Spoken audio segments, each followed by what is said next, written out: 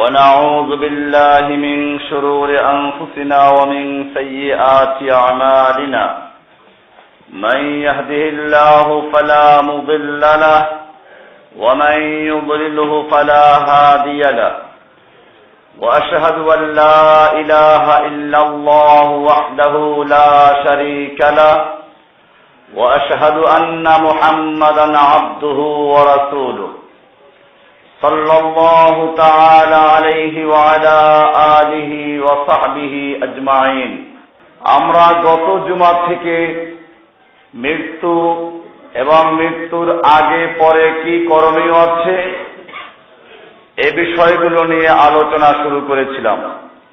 মূলত এর উদ্দেশ্য যাতে করে আমাদের জীবনের সমস্ত কাজগুলো কোরআন এবং সুন্নাহ মোতাবেক হয়, রাসূল সাল্লাল্লাহু আলাইহি ওয়াসাল্লামের তরিকা অনুযায়ী হয়।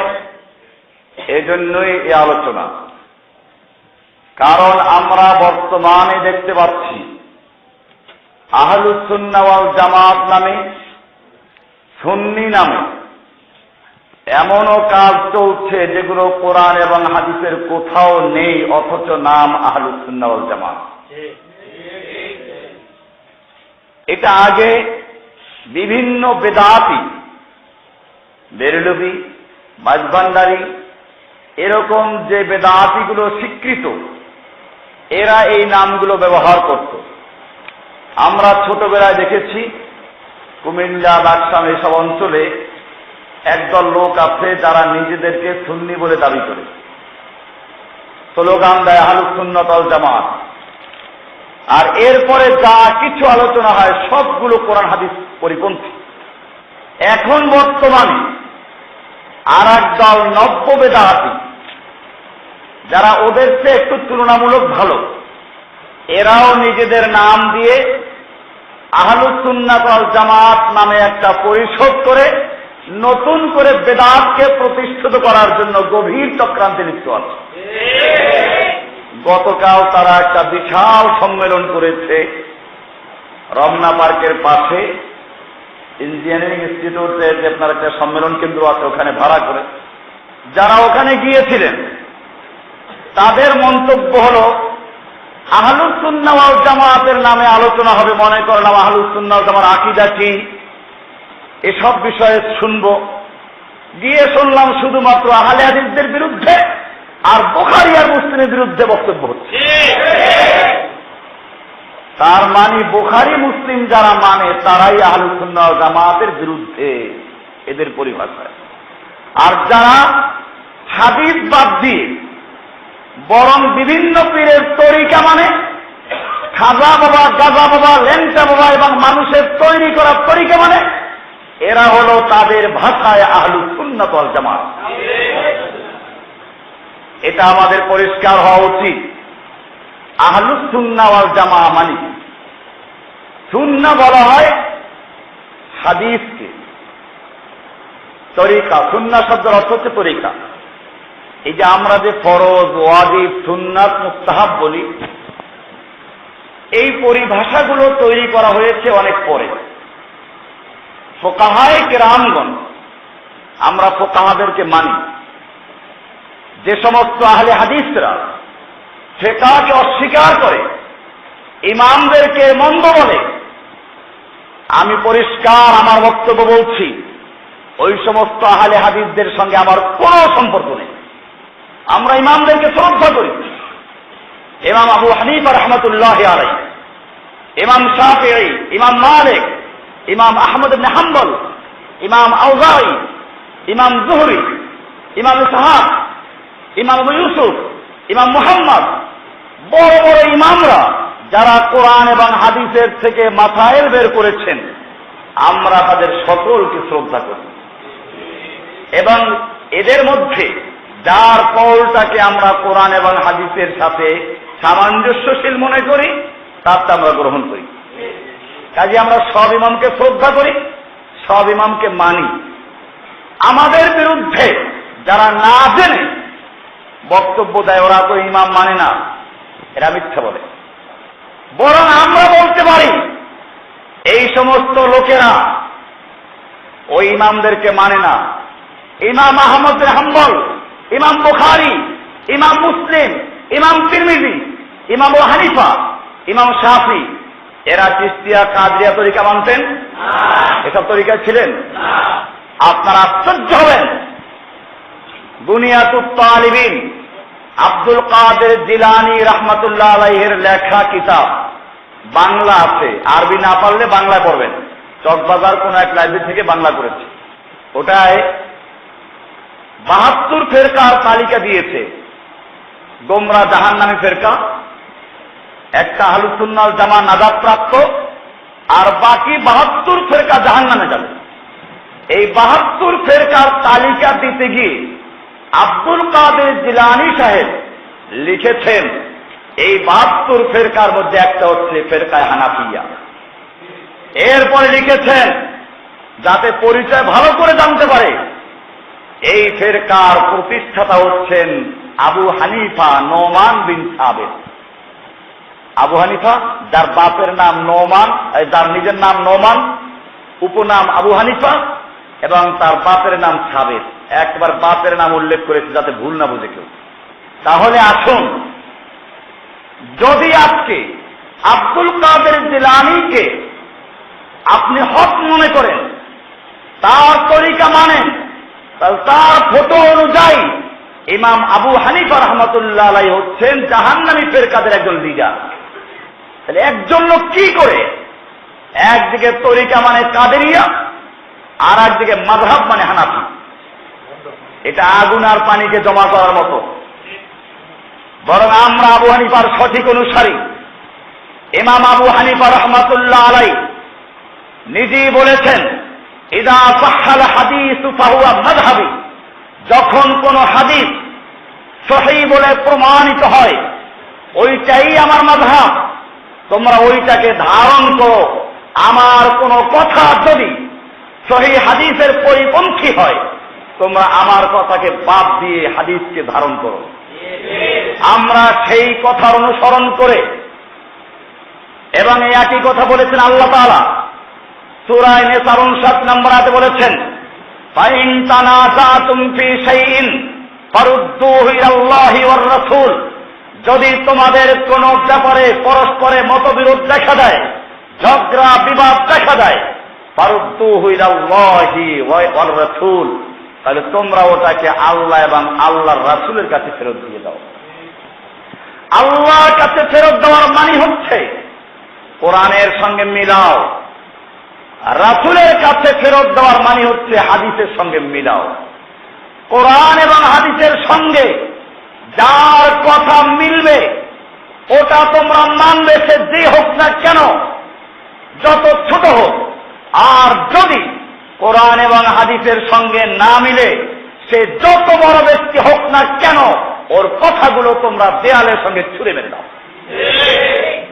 একই কথা বলেছেন আল্লাহর পক্ষ থেকে যিনি দিন প্রচারের দায়িত্ব নিয়ে পৃথিবীতে আগমন করেছেন, দীর্ঘ 23 বছর পর্যন্ত যিনি দাওয়াত দিয়েছেন, জীবনের শেষে এসে যখন তিনি সর্বশেষ ওসিয়াত করছেন, বিদায় আমাদের ভাষণ দিচ্ছেন, সে সময় তিনি বলছেন, তারাক্তু ফীকুম আমরাইন, আমি তোমাদের মাঝে দুটো জিনিসকে রেখে যাচ্ছি, লান তাদিল্লু মা তামাসসাকতুম বিহিমা, তোমরা পথভ্রষ্ট হবে না, পদচ্যুত হবে না, বিভ্রান্ত হবে না, মা তামাসসাকতুম বিহিমা, যতক্ষণ পর্যন্ত ওই দুটো জিনিসকে ধরে রাখবে। কয়টা জিনিসকে?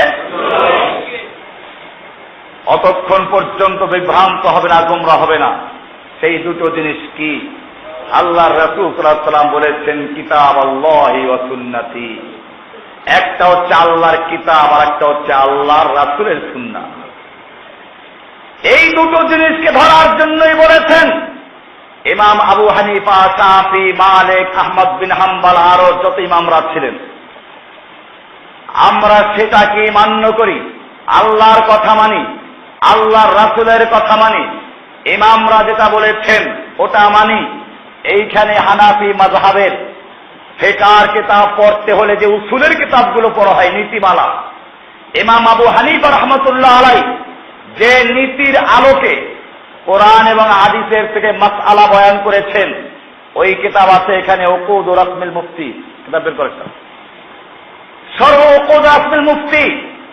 এই কিতাব লিখেছেন হানাফি মাযহাবের একজন বড় আলেম, ফতোয়ায়ে শামির যিনি লেখক ইবনে আবিদিন শামি, তিনি লিখে দিয়েছেন ইমাম আবু হানিফা রাহমাতুল্লাহ আলাইহি বলেছেন, লা ইয়াজুযু লিআহাদিন আন ইফতিয়া বিকাউলিনা হাত্তা ইয়ালামা মিন আইনা কুলনাহু ওয়া মিন আইনা আখাযনাহু। কোন মুফতির জন্য জায়েজ হবে না, কোন মুফতির অধিকার নাই আমার কওলের দ্বারা ফতোয়া দেওয়া, যতক্ষণ পর্যন্ত সে না জানবে আমি কোরআন হাদিসের কোন দলিল থেকে এই মতটা গ্রহণ করেছি। কে বলেছেন? তাহলে কি ইমাম আবু হানিফার কোন দোষ আছে? সুতরাং যারা ইমাম আবু হানিফার দোষ দেয়, তার সমালোচনা করে, এই সমস্ত আহলে হাদিসদের সাথে আমার কোন সম্পর্ক আছে? এরকম ভাবে আমি পরিষ্কার বলতে চাই, যে আহলে হাদিসেরা নিজেদের দাওয়াত সব কিছুর মূল মনে করে রফলিয়া দান করা, আমিন করে বলা, বুকে হাত বাঁধা, এইগুলোর মধ্যে ইসলাম সীমাবদ্ধ। এইগুলো করলেই পাক্কা মুসলিম, এরপরে যত অন্যায় করুক অন্যায় না। এই সমস্ত আহলে হাদিসদের সঙ্গে আমার কোনো সম্পর্ক নেই। আর যদি আমাদের বক্তব্য আমরা বলছি, ফুকাহাদের মধ্যে ইখতিলাফ আছে। ইমাম বুখারী রাহমাতুল্লাহি আলাইহি হাদিস বয়ান করেছেন, আল্লাহর রাসূল সাল্লাল্লাহু আলাইহি ওয়াসাল্লাম বলেছেন, আল হাকিমু ইযা ইজতাহাদা ফাআখতা ফালাহু আজরুন। কোন বিচারক যদি ইজতিহাদ করে কোন মাসআলা, কোরআন হাদিসের সরাসরি উল্লেখ নেই, বিচারের রায় দিতে গিয়ে ইজতিহাদ করেছেন এবং ভুল করেছেন, আল্লাহর রাসূল সাল্লাল্লাহু আলাইহি ওয়াসাল্লাম বলেন ফালাহু আজরুন, সেও একটা আজর পাবে, একটা সওয়াব পাবে, কারণ সে ইজতিহাদ করেছে, কষ্ট করেছে। বাকি ভুলের অনুসরণ করা যাবে না। আপনি যখন জানলেন ভুল হয়ে গেছে, মুজতাহিদ আল্লাহর কাছে সওয়াব পাবেন ঠিকই, কিন্তু সে ভুলকে অনুসরণ করা যাবে না। আর যদি মুজতাহিদ ইজতিহাদ করে সঠিক সিদ্ধান্তে উপনীত হতে পারেন, আল্লাহর রাসূল সাল্লাল্লাহু আলাইহি ওয়াসাল্লাম বলেছেন ফালাহু আজরান, সে কয়টা সওয়াব পাবে? সুতরাং যারা ইজতিহাদ করে মাসলা মাসাইল বের করেছেন, আমরা তাদের শ্রদ্ধা করি। দুনিয়ার সকল মানুষেরাই মাযহাব মানে, মাযহাব সবাই মানে। যে বলে কোনো মাযহাব মানি না, সে যদি আলেম না হয় তাহলে সে সালাত আদায় করে কেমনে? সে কোরআন হাদিস পড়তে জানে না, নিশ্চয়ই সে কোন ইমাম তাকে বলেছে, তার কথা অনুযায়ী যা সহি ওইটা মানে। তোমাকে এটা বললো কি এটা সহি? আসল রহস্য হচ্ছে মাযহাব আমরাও মানি, বিষয়টা হচ্ছে কোন কোম্পানির নিজস্ব মাযহাব মানতে হবে কিনা। হানাফি মাযহাব কাকে বলে? ওনাদের পরিভাষায় হানাফি মাযহাব বলে ইমাম আবু হানিফার কথা যদি কোরআন হাদিস অনুযায়ী না মিলে, ওটা বাদ দিয়ে ওনার ছাত্র, ওনার গণ্ডির মধ্যে ওনার কোম্পানির যারা ম্যানেজার, ক্যাশিয়ার, উপম্যানেজার, এরকম ভাবে কর্মচারী, সেক্রেটারি, এদের কারো যদি কোনো মত পাওয়া যায় তাহলে ওটা মানলেও সে হানাফি। তবে ওই গণ্ডির থেকে বাইরে গিয়ে যদি অন্য কোন ইমামের বক্তব্য মানে তাহলে সে হানাফি থাকে না। এই জন্য হানাফি মাযহাবের কোম্পানির ইমাম হলো ইমাম আবু হানিফা রাহমাতুল্লাহ আলাইহি। আমি ইমামদের শ্রদ্ধা করি, ওনাদের কোনো দোষ, ওনারা বলে যান না এটা, এই কোম্পানি ওনারা তৈরি করেন নাই, ওনার ছাত্র এরা। আবু ইউসুফ রাহমাতুল্লাহ আলাইহি, ইমাম মুহাম্মদ রাহমাতুল্লাহ আলাইহি, ইমাম জুফর রাহিমাহুল্লাহ, ইমাম জিয়াদ ইবনে হাসান রাহিমাহুল্লাহ, এরকম যারা আছে এরা হচ্ছে ইমাম আবু হানিফার ছাত্র। হানাফিদের বক্তব্য হলো, যদি কোনো ক্ষেত্রে দেখা যায় আবু হানিফার মাসআলাটা কোরআন হাদিস অনুযায়ী সহি না, তার চেয়ে ছাত্রদেরটা সহি, তাহলে আবু হানিফারটা বাদ দিয়ে ছাত্রদেরটা মানো, তারপরেও তুমি হানাফি। যেমন মনে করুন ইমাম আবু হানিফা রাহমাতুল্লাহ আলাইহি বলেছেন বর্গা জমি দেওয়া জায়েজ নাই। বর্গা জমি বুঝুন তো, ভাগে চাষ করতে দেয়, আমার জমি আপনি চাষ করবেন, ফসল যা হবে একটা ভাগ ঠিক করে নেয়, অর্ধেক আপনার অর্ধেক আমার, বা 3-1 অংশ আপনার 2 অংশ আমার, এইরকম জমি চাষ করতে দেওয়ার নাম কি? বর্গা, মুজারাআত বলে আরবিতে। ইমাম আবু হানিফা রাহমাতুল্লাহ আলাইহি বলছেন এটা জায়েজ নেই। তোমার জমি আছে, পারলে নিজে চাষ করো, আর নইলে গরিবকে দিয়ে দাও যে চাষ করবো, খেয়ে বাঁচবে। আল্লাহর জমিন, তুমি ভাগে দিতে কে? ইমাম আবু হানিফা রাহমাতুল্লাহ আলাইহি এই ফতোয়া হানাফি মাযহাবে কখনোই গ্রহণ করা হয় নাই। বরং তার ছাত্র আবু ইউসুফ এবং মুহাম্মদ রাহমাতুল্লাহ আলাইহি বলেছেন যে না, এটা ঠিক না, বরং এটা জায়েজ। কারণ আল্লাহর রাসূল খয়বরের জমিন ইহুদিদেরকে দিয়েছিলেন, তাদেরকে ভাগে চাষ করে দেওয়া হয়েছিল এবং তাদের সঙ্গে চুক্তি ছিল যে অর্ধেক তোমাদের, অর্ধেক আমাদের, চাষ করবো তোমরা। খয়বর বিজয় হওয়ার পরে ইহুদিদেরকে সেখানে বহাল রাখা হয়েছিল এই শর্তে। অতএব মুজারাআত জায়েজ। হানাফি মাযহাব ফতোয়া কোনটার উপরে?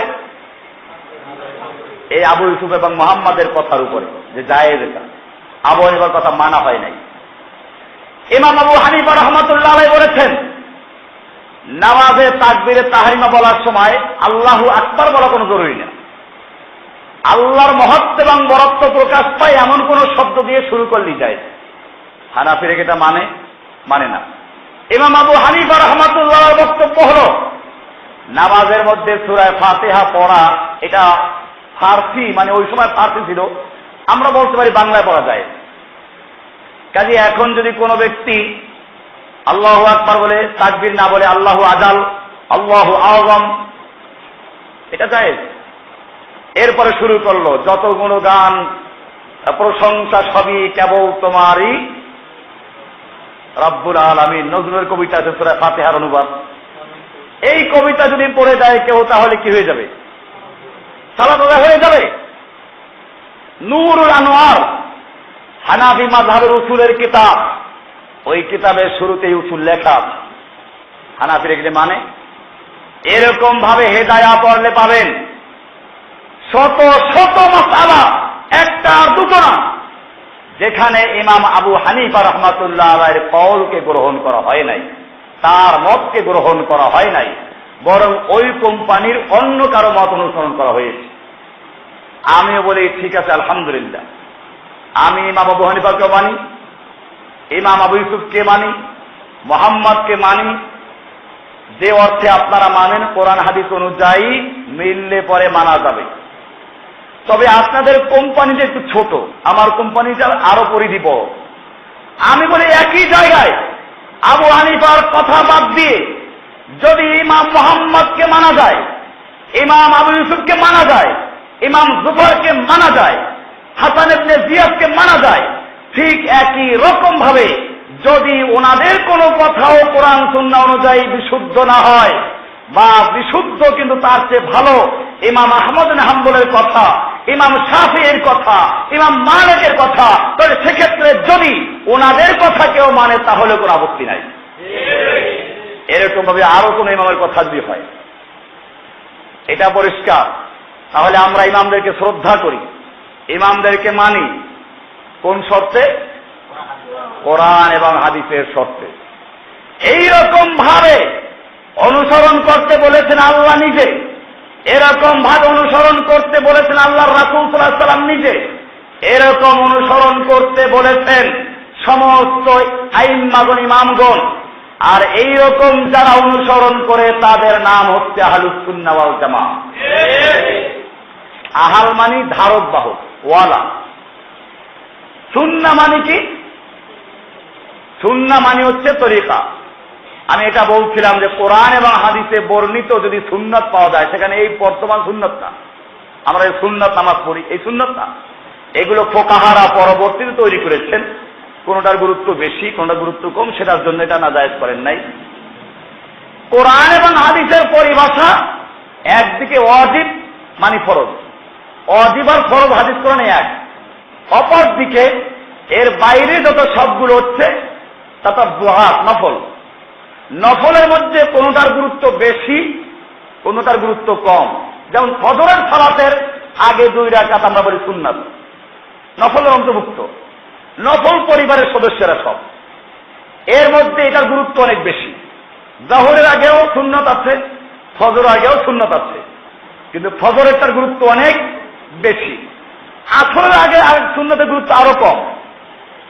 এরকম ভাবে ফুকাহায়ে কেরামরা হাদিস থেকে যাচাই করে যেটার গুরুত্ব বেশি ওটাকে বলেছেন সুন্নতে মুআক্কাদা, যেটার গুরুত্ব কম ওটা সুন্নতে জায়েদা, যেটার গুরুত্ব আরো কম ওটাকে বলেছেন মুস্তাহাব, যেটার গুরুত্ব আরো কম ওটাকে বলেছেন কি নুদুব মানদুব, আরো কম ওটা মুস্তাহাসান। আর ভালো মন্দ দুই দিক সমান সমান, গুরুত্ব নাই, এটার নাম মুবাহ। এই পরিভাষাগুলো তৈরি করেছেন কারা? ফুকাহায়ে কেরামগণ জাযাহুমুল্লাহু তাআলা। আমরা তাদেরকে দোয়া করতে লাগি, আমরা তাদেরকে শ্রদ্ধা করি, তারা অনেক বড় কাজ করে গেছে। তারা দল তৈরি করে দেন নাই। ইমাম আবু হানিফা রাহমাতুল্লাহ আলাইহি বলেন নাই আমার নামে একটা মাযহাব তৈরি করো, একটা দল তৈরি করো। ইমাম শাফিঈ রাহমাতুল্লাহ আলাইহি বলেন নাই আমার নামে একটা মাযহাব তৈরি করো, দল তৈরি করো। কোন ইমামের কথা বলেন নাই। প্রত্যেক ইমামেরা নিজ সাধ্য অনুযায়ী কোরআন এবং হাদিসের মাসআলা বের করেছেন। ওই সময় হাদিস এরকম লেখা বড় বড় কিতাব ছিল না। ওনারা কষ্ট করে করে হাদিস সংগ্রহ করেছেন। যে পর্যন্ত পেয়েছেন সে পর্যন্ত তারা চেষ্টা করেছেন শুদ্ধ করার জন্য। এরপরে তারা বলে দিয়েছেন যখন তোমাদের কাছে আমাদের কথা পৌঁছে যাবে তখন তোমরা যাচাই করো আমাদের কথাটা আমরা কোন দলিল থেকে গ্রহণ করেছি। হানাফি মাযহাবের ইমাম আবু হানিফা রাহমাতুল্লাহ বক্তব্য এটা আমার সামনে আছে, যেটা ইমাম ইবনে আবিদিন শামী রাহমাতুল্লাহ আলাইহির লেখা, হানাফি মাযহাবের প্রসিদ্ধ ইমাম, বড় ফতোয়ার কিতাব লিখেছেন। ওনার এই ফতোয়ার উসুল নীতিমালার উপরে লেখা ছোট কিতাব শরহ কুদরাতুল মুফতি, এটার 128 পৃষ্ঠা লিখেছেন লা ইয়াজুযু লিআহাদিন আন ইফতিয়া বিকাউলিনা, আমাদের কথা দিয়ে কোনো ব্যক্তির ফতোয়া দেওয়া জায়েজ নেই, হাত্তা ইয়ালামা মিন আইনা খাযনাহু, যতক্ষণ পর্যন্ত সে না জানবে আমি কোথা থেকে বলেছি, মিন আইনা কুলনাহু। এমনি ভাবে তিনি আরো লিখে দিয়েছেন ইমাম আবু হানিফা রাহমাতুল্লাহ আলাইহি বলেছেন ইদা সাহহাল হাদিস ফাহুয়া মাযহাবি, একেবারে সুন্দর করে শিরোনাম দিয়ে, যখন কোন হাদিস সহিহ বলে প্রমাণিত হয় ওটা আমার মাযহাব। এটা আছে একই কিতাবের 125 নম্বর পৃষ্ঠা। তাহলে ইমামদের কোনো দোষ নেই। আমরা পরিষ্কার হয়ে গেলাম আহলুস সুন্নাহ কাকে বলে। সুন্নাহ মানে হচ্ছে তরিকা। কার তরিকা? আল্লাহর রাসূলের তরিকা। এজন্য সাহাবায়ে কেরাম যখন সুন্নাহ বলতেন জানাজার সালাতে সূরা ফাতিহা পড়তে হবে, ইবনে আব্বাস রাদিয়াল্লাহু তাআলা আনহু এই সূরা ফাতিহা করে বললেন ইন্নাহা সুন্নাহ, এটাই সুন্নাহ। এটা আমার এই কিতাবে লেখা আছে। মরণের আগে আর পরে যে বইটা লিখেছি এটা আজকে পেয়ে যাবেন ইনশাআল্লাহ। এই বইতে এই বিস্তারিত দলিল পেশ করা হয়েছে আল্লাহর রাসূল সাল্লাল্লাহু আলাইহি ওয়াসাল্লাম হাদিসগুলো কিভাবে আসছে এখানে। ইবনে আব্বাস রাহমাতুল্লাহ আলাইহি এটা বয়ান করে বলেছেন, বহু হাদিসে আসছে। তালহা ইবনে উবাইদুল্লাহ বলেন, তালহা ইবনে আব্দুল্লাহ ইবনে আউফ বলেন ক্বালা সাল্লাইতু খালফা ইবনে আব্বাস আলা জানাজাতিন, আমি আব্দুল্লাহ ইবনে আব্বাসের পিছনে একটা জানাজার নামাজ পড়লাম। ফাকরা বিফাতিহাতিল কিতাব, তিনি সূরা ফাতিহা পাঠ করলেন। ফালাম্মা সাল্লামা, যখন তিনি সালাম ফিরালেন, সাআলতুহু আন যালিকা, আমি তাকে জিজ্ঞেস করলাম এ ব্যাপারে আপনি সূরা ফাতিহা পড়লেন কেন? ফাকালা সুন্নাতুন ওয়া হাক্কুন, বলেন এটা সুন্নাহ এবং হক, এটাই সত্য এবং এটাই সুন্নাহ। কার সুন্নাহ? রাসূলের সুন্নাহ, এটা রাসূল সাল্লাল্লাহু আলাইহি ওয়াসাল্লামের সুন্নাহ। এরকম ভাবে অনেকগুলো হাদিস তিরমিজি হাদিসে আছে। সাল্লা আলাল জানাজাতে, ইবনে আব্বাস রাদিয়াল্লাহু তাআলা আনহু একটা জানাজা সালাত আদায় করলেন। ফাকরা বিফাতিহাতিল কিতাব, তিনি সূরা ফাতিহা পড়লেন। ফাকুলতু লাহু, আমি তাকে জিজ্ঞেস করলাম। ফাকালা ইন্নাহু মিনাস সুন্নাহ, এটা সুন্নাহর অন্তর্ভুক্ত। এই সুন্নাহ মানে কি? ওই যে মুস্তাহাব আর সুন্নাত সেই সুন্নাত না, এই সুন্নাত মানে তরিকা। কার তরিকা? রাসূল সাল্লাল্লাহু আলাইহি ওয়াসাল্লামের তরিকা। তাহলে বোঝা গেল আহলুস সুন্নাহ মানে কি? সুন্নাহওয়ালা। কার সুন্নাহওয়ালা? আল্লাহর রাসূলের সুন্নাহ মানবো, মন গড়া মানবো না সাহাবীরা যেভাবে মেনেছেন সেভাবে? এই জন্য আছে ওয়াল জামাআহ, ও মানে সাথে, আল জামাআহ মানে আল জামাআহ, সুনির্দিষ্ট একটা জামাতকে ইঙ্গিত করা হয়েছে। সেই জামাত কোনটা? সাহাবায়ে কেরামদের জামাত। পরিষ্কার মনে রাখতে হবে, কোরআনুল কারীমকে আমরা বুঝবো রাসূলের আয়না দিয়ে। রাসূল যেভাবে কোরআনকে বুঝেছেন, রাসূল যেভাবে আমল করেছেন, কোরআনের ব্যাখ্যা আল্লাহ রাসূল যা দিয়েছেন ওটাই হচ্ছে আল্লাহর ব্যাখ্যা। কার ব্যাখ্যা? তাহলে কোরআনকে বুঝবো কার আয়না দিয়ে? রাসূলের আয়নায় দেখব। রাসূল সাল্লাল্লাহু আলাইহি ওয়াসাল্লামকে আমরা দেখব সাহাবায়ে কেরামদের আয়না দিয়ে। কাদের আয়না দিয়ে? রাসূল সাল্লাল্লাহু আলাইহি ওয়াসাল্লামের কাছে সাহাবায়ে কেরাম ছিলেন। সাহাবায়ে কেরামরাই ভালো বুঝেছেন তার কথা। সুতরাং আল্লাহর রাসূলের সুন্নাহকে যারা সাহাবায়ে কেরামদের জামাতকে অনুসরণ করে পালন করে তাদের নাম হচ্ছে আহলুস সুন্নাহ ওয়াল জামাত। এবার পরিষ্কার হয়ে গেছে? আহলুস সুন্নাহ ওয়াল জামাত মানে কি পরিষ্কার হয়ে গেছে? এখন যারা সাহাবায়ে কেরামদের তরিকা বাদ দিয়ে বিভিন্ন চিশতি, কাদেরি, নকশবন্দি, হিন্দি, মজুসি, বরিশালি, ফরিদপুরি, আট্টসি, মাযহাবি, বিভিন্ন রকমের ভাইভান্ডারি, কত রকমের তরিকা মানে সেইগুলো কি আহলুস সুন্নাহ ওয়াল জামাত হয়েছে? এই জামাত সাহাবায়ে কেরামদের জামাত নয়। এই জামাত হচ্ছে কতগুলো সুফি, ভণ্ড, ল্যাংচা, খাজাবক্স, গাজাবক্স, আটাবক্স, সন্দেবক্স, খাজা নওয়াজ, সন্দা নওয়াজ, শহীদ নওয়াজ, ভণ্ডদের তরিকা। এটা আহলুস সুন্নাহ ওয়াল জামাত নয়। এজন্যই আল্লাহর রাসূল সাল্লাল্লাহু আলাইহি ওয়াসাল্লাম বলেছেন, আল্লাহ তাআলা বলেছেন, আল্লাহ তাআলা কোরআনে বলেছেন, আমিনু কামা আমানান নাস।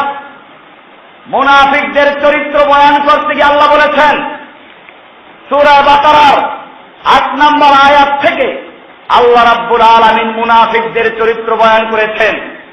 এই মুনাফিকদেরকে যখন বলা হয়, এটা 13 নম্বর আয়াত, ওয়াইদা কিলা লাহুম আমিনু কামা আমানান নাস। যখন এই মুনাফিক লোকদেরকে বলা হয় আমিনু, তোমরা ঈমান আনো, কামা আমানান নাসু, যেরকম ভাবে ঈমান এনেছে আন্নাস। আন্নাস আলিফ লাম আহাদে খারিজি বলে আলিফ লাম আহাদে খারিজি বিভিন্ন আলিফ লাম আছে। এইখানে আদে খারিজি আন্নাস বলতে ওই লোকেরা মানে সাহাবায়ে কেরামরা। যখন মুনাফিকদেরকে বলা হয় তোমরা ঈমান আনো ওরকম ভাবে যেরকম ভাবে ঈমান এনেছে আন্নাস, ওই লোকগুলো সাহাবায়ে কেরামরা, ক্বালু, তখন তারা বলে আনুমিনু কামা আমানাস সুফাহা, আমরা কি ঈমান আনবো ওরকম যেরকম বোকা লোকেরা ঈমান এনেছে?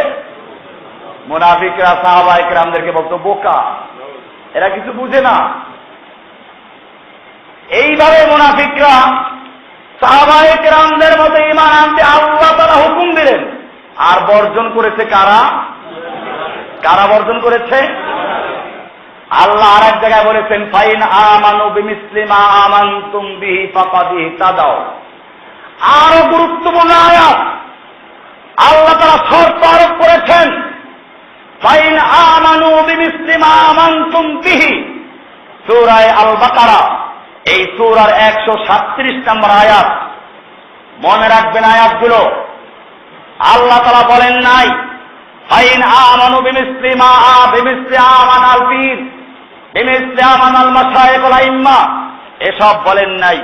আল্লাহ তাআলা বলছেন ফাইন আমানু বিমিসলি মা আমানতুম বিহি, যদি তারা ঈমান আনে বিমিসলি মা, ওই রকম ভাবে, আমানতুম বিহি, যেরকম ভাবে তোমরা ঈমান এনেছো, ফাকাদ ইহতাদাও, তাহলেই তারা হেদায়েত পেয়ে যাবে। আল্লাহ তাআলা কি পরিষ্কার করে বলেছেন, যদি লোকেরা তোমরা যেভাবে ঈমান এনেছো সেইভাবে ঈমান আনে, ফাকাদ ইহতাদাও, তাহলে অবশ্যই তারা হেদায়েত প্রাপ্ত হবে। ওয়াইন তাওয়াল্লাও, আর যদি তারা তোমাদের ঈমানের মতো ঈমান না আনে, তোমরা যেভাবে ঈমান এনেছো এরকম ঈমান না আনে, আল্লাহ বলছেন ফাইন্নামা হুম ফি শিকাক, তাহলে তারা বিরোধিতার মধ্যে আছে, বিভ্রান্তির মধ্যে আছে, আল্লাহ আল্লাহর রাসূলের বিরুদ্ধে চলে গেল। ফাসায়াকফিকাহুমুল্লাহ, তাদের শায়েস্তা করার জন্য আল্লাহই আপনার জন্য যথেষ্ট। ওহুয়াস সামিউল আলিম, আল্লাহ তাআলা শুনেন এবং দেখেন। কোরআনের সূরা বাকারার 137 নম্বর আয়াত। কি বোঝা গেল? এজন্যই আসলাফরা বলতেন, হাদিসে বলা আছে, মান ইস্তান্না মিনকুম ফালিয়াস্তান্না বিমান কাদ মাতা। মিশকাতের 30 নম্বর পৃষ্ঠায় আব্দুল্লাহ বিন মাসউদ রাদিয়াল্লাহু তাআলা আনহু থেকে হাদিসটা বর্ণিত। তিনি বলছেন, মান ইস্তান্না মিনকুম ফালিয়াস্তান্না বিমান কাদ মাতা। তোমাদের কেউ যদি কাউকে আদর্শ পুরুষ রূপে গ্রহণ করতে চাও, কারো আদর্শ মানতে চাও, যারা প্রশ্ন করো আমরা কার আদর্শ মানব, আল্লাহর রাসূলের সাহাবী আব্দুল্লাহ বিন মাসউদ বলছেন, মান ইস্তান্না মিনকুম, তোমাদের থেকে কেউ যদি কার আদর্শ মানতে চাও, ফালিয়াস্তান্না বিমান কাদ মাতা, তাহলে সেই যেন ওই লোকদের আদর্শ গ্রহণ করে, তরিকা গ্রহণ করে। এখানে ইস্তান্না সুন্নাহ গ্রহণ করে ওই সমস্ত লোকদের যারা মরে গেছে। ফাইনাল হাইয়া লা তুমানু আলাইহিল ফিতনাহ, কেননা জীবিত ব্যক্তি ফিতনা মুক্ত নয়, আশঙ্কা মুক্ত নয়, যে কোনো মুহূর্তে বিভ্রান্তির মধ্যে পড়তে পারে, জাহান্নামী হতে পারে। এখানে কেউ বুঝতে পারে মৃত্যু লোকদের তরিকা মানতে বলা হয়েছে, কাজী মাজারের দলিল পাওয়া গেছে। আল্লাহর নবীর সাহাবীরা বোকা নন, ব্যাখ্যা দিয়েছেন। মিশকাত 30 নম্বর পৃষ্ঠা খুলে দেখুন, প্রথম নম্বর পৃষ্ঠা। আব্দুল্লাহ বিন মাসউদ রাদিয়াল্লাহু তাআলা বলেন, এই মৃত্যু ব্যক্তি বলতে কাদেরকে বুঝাচ্ছি? বিভ্রান্ত হও না, ভুল বুঝো না। উলাইকা আসহাবু মুহাম্মদ, ওই লোকেরা হচ্ছে মুহাম্মদ সাল্লাল্লাহু আলাইহি ওয়াসাল্লামের আসহাব এবং সাহাবায়ে কেরাম। কানু আফদালা হাযিহিল উম্মাহ, যারা ছিলেন এই উম্মার সবচেয়ে ক্রিম, উম্মার সবচেয়ে আফদল। আমাকাহুম ইলমান, যারা এলেমের দিক থেকে ছিলেন সবচেয়ে গভীর এলেমের অধিকারী, কারণ সরাসরি তারা মিশকাতুন নবুওয়া, আল্লাহর নবুয়তের, আল্লাহর পক্ষ থেকে রিসালাতের, নবীর সরাসরি বাতির থেকে তারা এলেম অর্জন করেছে, গ্রহণ করেছে। ওয়া আকাল্লুহুম তাকাল্লুফান, তাদের মধ্যে কৃত্রিমতা ছিল না। তারা যেটা করতেন তা বলতেন, যা বলতেন তাই করতেন, যেটা করতেন না তা বলতেন না, নিজেকে বুজুর্গ পেশ করার জন্য এরকম করতেন না। এরপরে তিনি বলছেন, ফাআরিফু লাহুম ফাদলাহুম, তোমরা তাদের মর্যাদা উপলব্ধি করার চেষ্টা করো। ওয়া তামাসসাকু বিমাস্তাতাতুম মিন সিয়ারিহিম ওয়া আখলাকিহিম, এবং তোমাদের পক্ষে যত সম্ভব তোমরা তাদের সিরাত, তাদের আদর্শ এবং তাদের আখলাক চরিত্র গ্রহণ করো। পরিষ্কার হয়ে গেল, আল্লাহর নবীকে আল্লাহ তাআলা পাঠিয়েছিলেন শিক্ষক হিসাবে। কি হিসাবে? আমি এর জন্য আমার পুরাতন লেকচারে আছে যারা শুনেছেন, যে আল্লাহ রাব্বুল আলামিন এই দুনিয়াটাকে একটা মাহফিলের মঞ্চ হিসেবে আখ্যায়িত করেছেন। মাহফিলে যেরকম ভাবে বক্তা অনেক থাকে, বক্তাদের তালিকা থাকে, অনেক বক্তা বক্তব্য রাখবে একটা নির্দিষ্ট বিষয়ের উপরে। আল্লাহ রাব্বুল আলামিনও এই জমিনটাকে তৈরি করেছেন, ওমা খালাকতুল জিন্না ওয়াল ইনসা ইল্লা লিয়াবুদুন, মানব এবং জিনকে সৃষ্টি করেছেন শুধুমাত্র আল্লাহর ইবাদত করার জন্য, আল্লাহর গোলামি করার জন্য। এই গোলামি কেমনে করবে, কিসের ভিত্তিতে করবে, সেই জন্য একদল ওয়াইজ, বক্তা এবং শিক্ষক দরকার ছিল। সেই শিক্ষকরা হচ্ছেন নবী এবং রাসূল। আল্লাহ রাব্বুল আলামিন ওই নবী রাসূলদের তালিকা তৈরি করলেন, মাহফিলের পোস্টার তৈরি হয়ে গেল। সেই পোস্টারে আদম আলাইহিস সালাম থেকে শুরু করে মুহাম্মদ সাল্লাল্লাহু আলাইহি ওয়াসাল্লাম পর্যন্ত সবার নাম ছিল। এই পোস্টারে হেডলাইন এবং বড় অক্ষরের নামটাই ছিল মুহাম্মদুর রাসূলুল্লাহ সাল্লাল্লাহু আলাইহি ওয়াসাল্লাম। মাহফিল শুরু হলে প্রধান বক্তা আগে আসে না শেষে আসে? দুনিয়ার মাহফিল শুরু হয়ে গেল, সবাই দাওয়াত দিতে শুরু করলো, লা ইলাহা ইল্লাল্লাহর দাওয়াত। কোরআনে পরিষ্কার বলা আছে, ওমা আরসালনা মিন ক্বাবলিকা মির রাসূলিন ইল্লা নূহি ইলাইহি আন্নাহু লা ইলাহা ইল্লা আনা ফাবুদুনি। আল্লাহ তাআলা বলছেন, আপনার আগে আমি যত নবী এবং রাসূল প্রেরণ করেছি, সব নবী রাসূলদেরকে এই একটা দাওয়াত দেওয়ার জন্যই প্রেরণ করেছি, একটা আদেশ দিয়েছি, যে তোমরা আমি আল্লাহ ছাড়া আর অন্য করে ইবাদত করবে না। আল্লাহ ছাড়া কোনো ইলাহ নেই, অতএব তোমরা কেবলমাত্র আমারই ইবাদত করো। এইরকম দাওয়াত চলতে চলতে এবারে প্রধান বক্তা এসে গেলেন। প্রধান বক্তা আসার জন্য একটা বড় মঞ্চ দরকার। আল্লাহ রাব্বুল আলামিন এজন্য ইব্রাহিম আলাইহিস সালামকে হুকুম করলেন মাদ্রাসা বানাও। ইব্রাহিম আলাইহিস সালাম মাদ্রাসা তৈরি করলেন। সেই মাদ্রাসার নাম কি? বাইতুল্লাহ। তার নাম কি? কোরআন বলছে ইন্না আউয়ালা বাইতিন উযিআ লিন-নাস লাল্লাযী বিবাক্কাতা মুবারাকান ওয়া হুদাল লিল আলামিন। নিশ্চয়ই পৃথিবীর প্রথম ঘর যা মানুষের কল্যাণের জন্য নির্মিত হয়েছে তা হচ্ছে ওই ঘর যা বাক্কায় অবস্থিত। মক্কার আগের নাম হলো বাক্কা। এই বাক্কায় অবস্থিত তা হচ্ছে হুদাল লিল আলামিন, গোটা বিশ্ববাসীর জন্য হেদায়েতের কেন্দ্র। বোঝা গেল হুদাল লিল আলামিন, বিশ্ববাসীর হেদায়েতের কেন্দ্র কোথায়? না কোনো দরগা, না কোনো দুর্গা, এখন বিশ্ব মন্দির, বিশ্ব পায়খানা, বিশ্ব দরগা, বিশ্ব দুর্গা, সব বিশ্ব।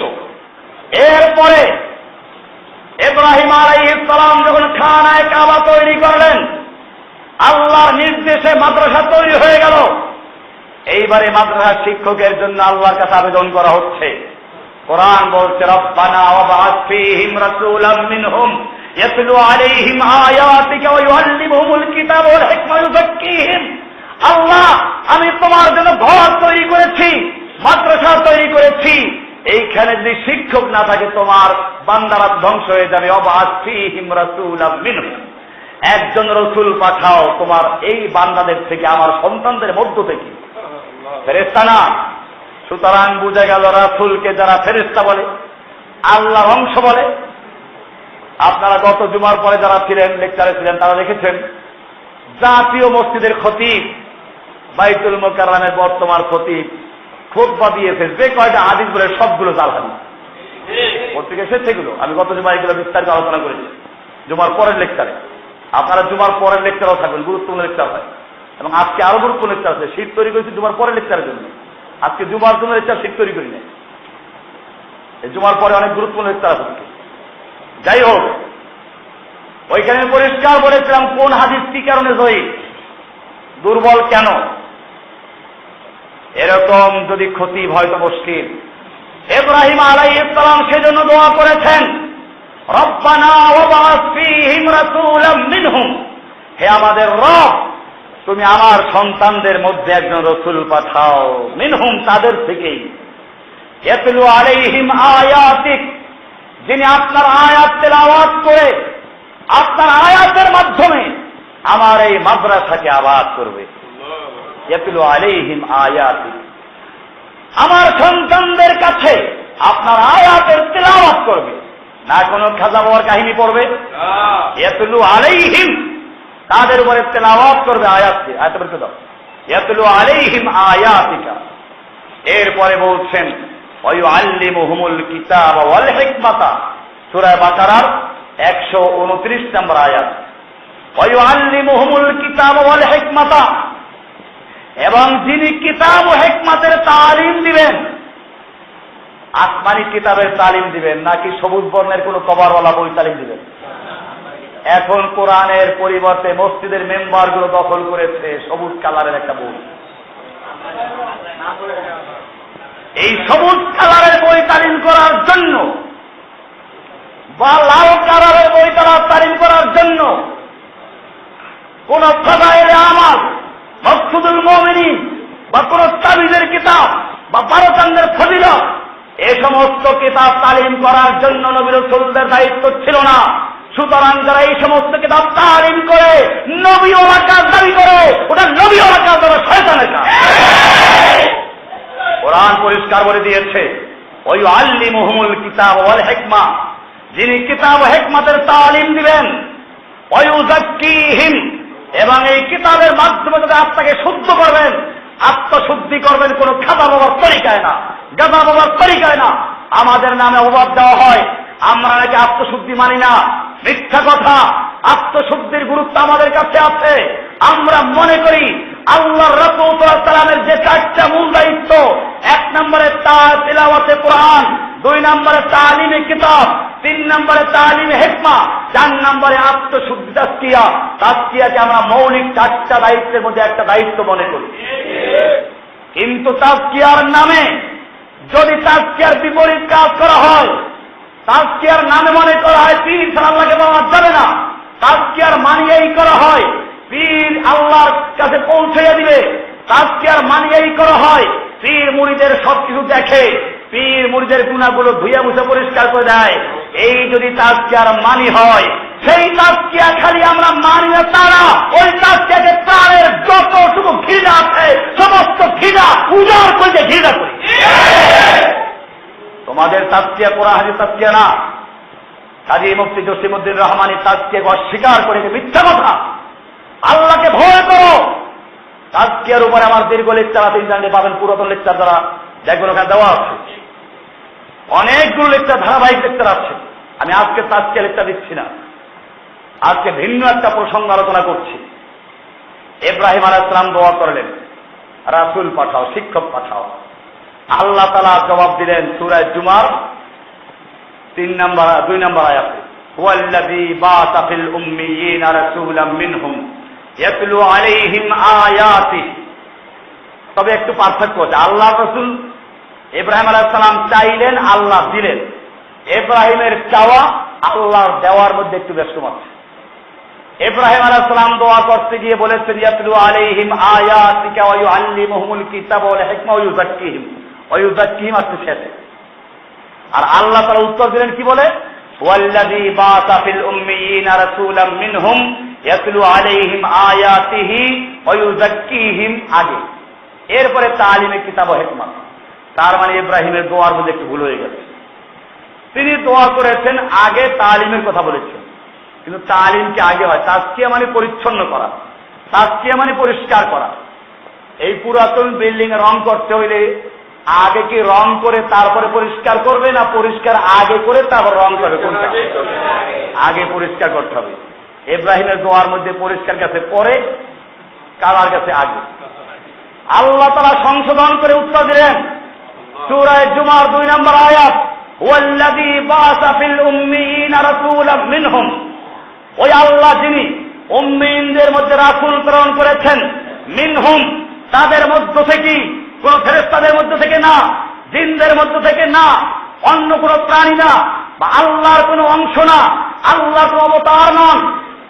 কোরআনের পরিষ্কার আয়াত, রাসূলাম মিনহুম তাদের থেকে একজন রাসূল প্রেরণ করেছেন। কি কাজ করবেন?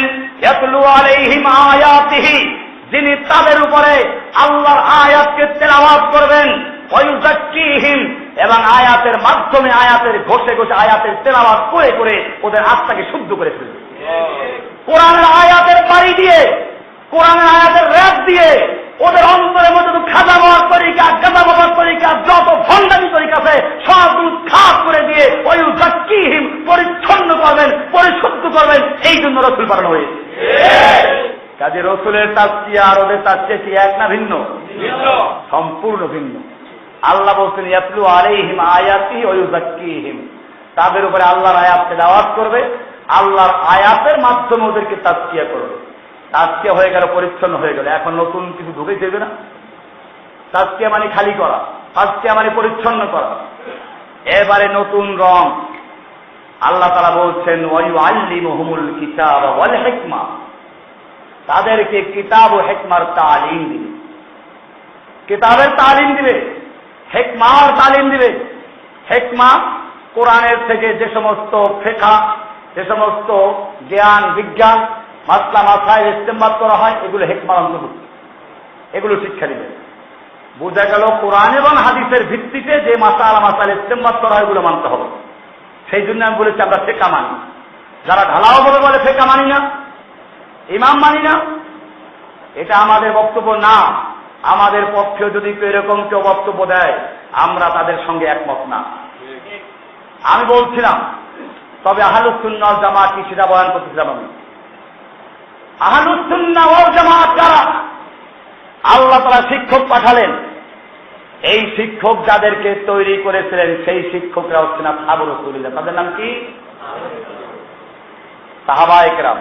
আল্লাহ তাআলা কোরআনে বলেছেন উলাইকা হিজবুল্লাহ, তাদের পরিচয় কি? হিজবুল্লাহ, এরা আল্লাহর দল। আল্লাহ তাআলা ওই সাহাবায়ে কেরামদের উপাধি দিয়েছেন হিজবুল্লাহ। কি বলেছেন? আর শিক্ষকের নাম রাসূলুল্লাহ, ছাত্রদের নাম হিজবুল্লাহ। এটা আছে সূরা মুজাদালার একেবারে শেষ আয়াত, উলাইকা হিজবুল্লাহ। মাদ্রাসা তৈরি করলেন কে? ইব্রাহিম খলিলুল্লাহ, ইসমাইল জবিহুল্লাহ। এবারে কিতাব লাগবে না, তালিমি কিতাব। কিতাবটা হচ্ছে কিতাবুল্লাহ। কিতাবটা কি? কিতাবুল্লাহ, কালামুল্লাহ।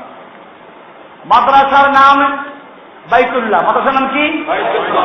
মাদ্রাসার প্রতিষ্ঠাতার নাম কি? খলিলুল্লাহ, জবিহুল্লাহ। মাদ্রাসার শিক্ষকের নাম কি? মুহাম্মাদুর রাসূলুল্লাহ। মাদ্রাসা নেশাবে তালিম সিলেবাসের নাম কি? কিতাবুল্লাহ, কালামুল্লাহ। এবারে পরীক্ষা লাগবে না? পড়াশোনা কেমনে হয়? পড়াশোনা কেমনে হয়? পরীক্ষা লাগবে, পরিদর্শন করা দরকার। এখন পরিদর্শন করবে কে? যেই মাদ্রাসার শিক্ষক স্বয়ং রাসূলুল্লাহ, ওই মাদ্রাসার ভিজিট করা, ওই মাদ্রাসার পরিদর্শন করা, ওই মাদ্রাসার ছাত্রদের পরীক্ষা করা দুনিয়ার কোন শিক্ষকের পক্ষে সম্ভব নয়। আল্লাহ সেজন্য নিজে বলেছেন উলাইকাল্লাযীনা ইমতাহানাল্লাহ। আল্লাহ তাআলা নিজে ওদের পরীক্ষা করেছেন। পরীক্ষা করেছেন কে? উলাইকাল্লাযীনা ইমতাহানাল্লাহ। সূরা আল হুজুরাত 3 নম্বর আয়াত। উলাইকাল্লাযীনা ইমতাহানাল্লাহু কুলুবাহুম লিত্তাকওয়া। আল্লাহ ওদের অন্তরকে পরীক্ষা করেছেন। ওদের অন্তরের মধ্যে কোনো খাজা বাবা আছে কিনা, গাজা বাবা আছে কিনা, ল্যাংচা বাবা আছে কিনা, কোন অন্য কোন তরিকা আছে কিনা। আল্লাহ বলতেন না উলাইকাল্লাযীনা ইমতাহানাল্লাহু কুলুবাহুম লিত্তাকওয়া। আল্লাহ তাআলা তাদের অন্তরকে পরীক্ষা করেছেন তাকওয়ার জন্য। পরীক্ষা করেছেন কে? আল্লাহ। পরীক্ষা করলেন কোথায়? পরীক্ষা করেছেন খানকায় বসাইয়া? পরীক্ষা করেছেন ওই রকম দরগায় জিকির করার মাধ্যমে না। একজনে বলছিল আল্লাহর আশেক হইয়া, আল্লাহর জন্য খেটা হইয়া তারপরে লাভ যায়, বাদরের মতো ঝুলে এটাকে উপহার করা ঠিক না। আমি বলি আল্লাহর জন্য যদি আশেক হয় তাহলে কেন ওই সময় দৌড় দিয়ে পীরের যেখানে মঞ্চ থাকে মঞ্চের দিকে যায়? দৌড় দিয়ে কেন জঙ্গলে যায় না? দৌড় দিয়ে কেন অন্যদিকে যায় না? দৌড় দিয়ে যায় কোন জায়গায়? সব পাথরগুলোর নাচানাচি শুরু হয় মঞ্চকে কেন্দ্র করে। আপনারা দেখেন নাই? আবার বিশ্বাস না হয় তাহলে মাহফিলগুলো যাবেন, দেখবেন যখন জিকির শুরু হয় আর পীর বয়ান করা শুরু করে, এসকের খেলায় লাফালাফিতে সব লাফ দেয়, দৌড় দেয়, মানুষের কাদের উপর দিয়ে দৌড় দিয়ে যায় কোথায়?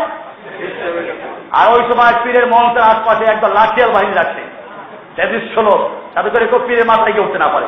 বান্দরের তো অভ্যাসের মাথায় ওঠা, বান্দর আবার লাভ দিয়ে মাথায় ওঠে কিনা, এই জন্য ওখানে মঞ্চের আশপাশে লাঠিয়াল বাহিনী রাখছে বান্দর বিচারণের জন্য। আল্লাহ নবীর সাহাবীরা নবীর আলোচনা শুনে কি বাদর নাচানাচি করেছেন? তো সাহাবায়ে কেরামদের চেয়ে তোমার ফয়েজ বেশি হয়ে গেল, এটা পরিষ্কার।